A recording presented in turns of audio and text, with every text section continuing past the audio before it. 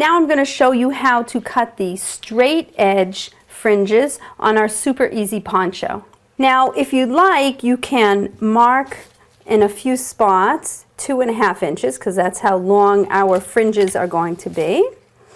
Or you can, if you have a good eye, you can just cut along without marking. It's up to you. It's nice to have a few marking pins just to keep you going straight. We'll just put in some pins at 2.5 inches all the way along the edge, and you're going to stop at about 5 inches when you get close to the corner so that you can ease in the next corner fringes. I'm going to start here. Our fringes are about 3/4 inches wide. You can make them any width you want. You don't really want to go less than 1/2 inch because it weakens the fabric. It's more likely to get pulled. So about 3/4 inches wide is a good fringe width.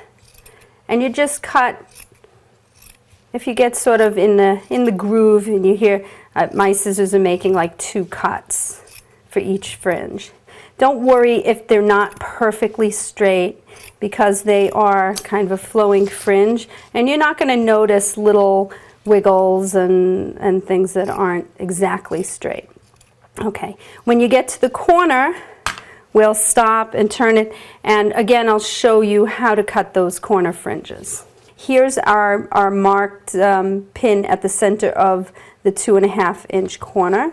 We're going to cut the diagonal cut, staying outside of our center, so that we don't cut off our fringe.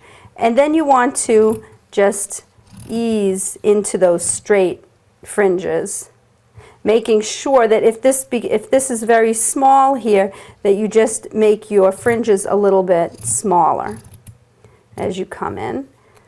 And there, now we've joined our corner with our straight fringe. And here's our finished super easy fleece poncho.